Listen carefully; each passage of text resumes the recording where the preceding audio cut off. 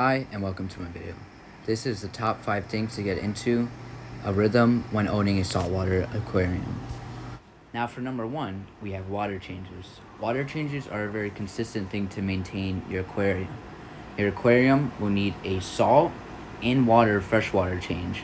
By that, meaning that you will have to, while taking salt water out of your aquarium, you have to add salt water, and of course, when evaporation or you're just taking out salt water, you have to check your salinity, and your salinity is a little high, you will add fresh water, and that will help maintain your nitrates and ammonias and all that to make sure your aquarium's all good.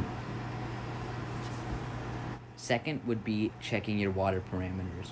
Checking your water parameters such as ammonia, which is the amount of fish poop or fish waste in your aquarium. If you have too much, it's toxic to the fish, result in killing your fish and messing up your aquarium. So, nitrates, nitrites, ammonia, pH, all that you have to check on a consistent basis. You should have a designated day and time of the week that you do that, and when you check your parameters. And that would help your tank prosper and have a better success rate, and something you should keep the rhythm in. Thirdly would be cleaning algae.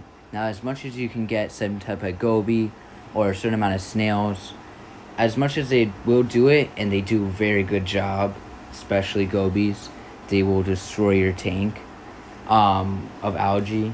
But it is good to spot clean, or if you happen not to have a goby or too many snails, you know what I mean? Just to as much as you'd spot clean, let's say a rabbit, off topic a little bit, you would clean its poop and spot clean it every day.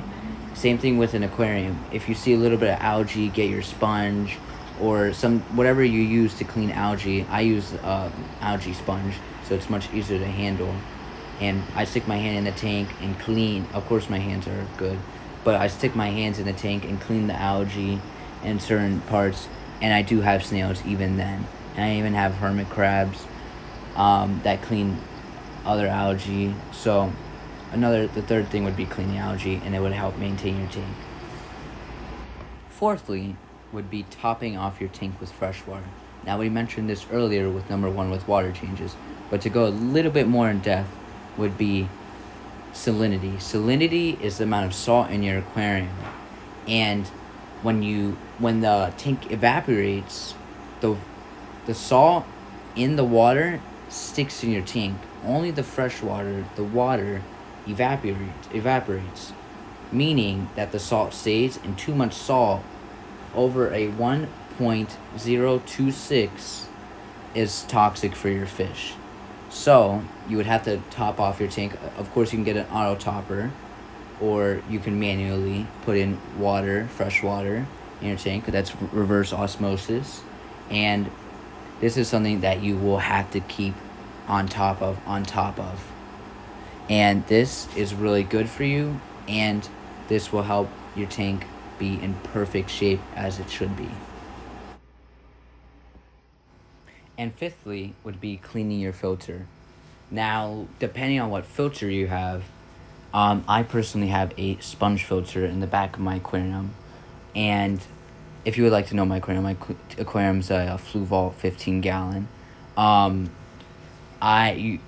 Besides your bio bowls or whatever you keep to have your live bacteria on, obviously don't wash that or clean that.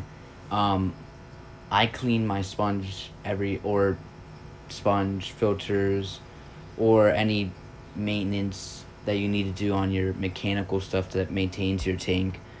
You would have, I do mine personally at the end of the month, so practically after 3 or 4 water changes, I'll do them. I'll clean my filter, not my bio bowls, and make sure everything's clean and good and running well, nothing stuck up and all that. And of course my fan I'll clean and all that. And that's the end of the video. Thank you for watching. If you like my content, subscribe if you like it, and tell me anything I should improve on. Tell me what you guys like. anything, and thank you for watching. I would also like to include that this is my tank in the background.